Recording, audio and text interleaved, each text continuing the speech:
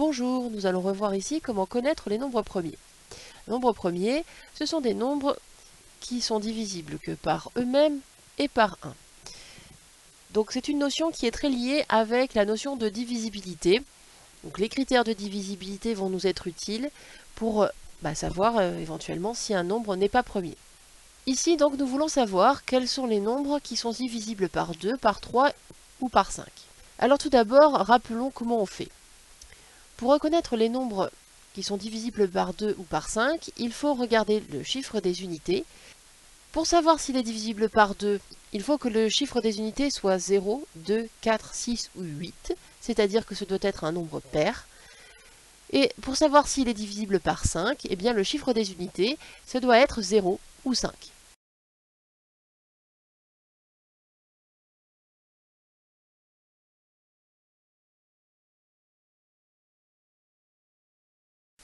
Pour savoir si un nombre est divisible par 3, le procédé est un petit peu différent. Il va falloir ajouter les chiffres qui composent le nombre, et si le résultat obtenu est dans la table de 3, à ce moment-là, le nombre est divisible par 3.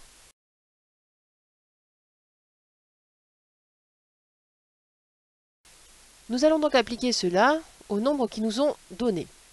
Le premier nombre est 1407. Pour savoir si c'est divisible par 2 ou par 5, on regarde le chiffre des unités. C'est 7. Ce n'est pas un nombre pair et ce n'est ni 0 ni 5. Donc 1407 déjà ne se divise ni par 2 ni par 5.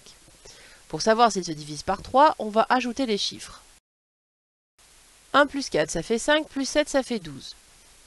12 est bien un multiple de 3, on l'obtient en faisant 4 fois 3, donc 1407 est divisible par 3. Pour 549, nous faisons la même chose, on commence par regarder le chiffre des unités. C'est 9. Donc ce n'est pas un nombre pair, il ne se divise pas par 2, et ce n'est ni 0 ni 5, il ne se divise pas par 5. Nous allons donc ajouter les chiffres qui composent le nombre, 5 plus 4 plus 9. 5 plus 4 ça fait 9, plus 9 ça fait 18.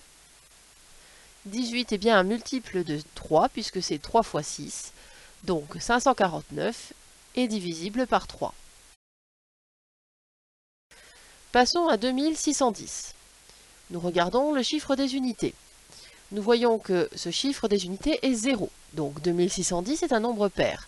Il se divise par 2. De plus, comme ce chiffre des unités est 0, il se divise aussi par 5. Nous allons regarder s'il se divise par 3. Nous allons ajouter les chiffres 2 plus 6 plus 1 plus 0.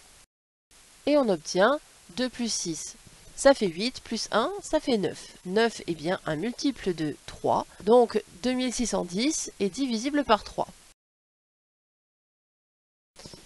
Nous passons donc à 1025. 1025, nous regardons le chiffre des unités. C'est 5, donc ce n'est pas un nombre pair, il ne se divise pas par 2. En revanche, comme c'est 5, il se divise par 5. Pour savoir s'il est divisible par 3, eh bien nous allons ajouter les chiffres qui le composent. 1 plus 0 plus 2 plus 5. Cela nous donne 1 plus 2, 3 plus 5, 8. 8 n'est pas un multiple de 3, donc 1025 n'est pas divisible par 3. Merci d'avoir écouté.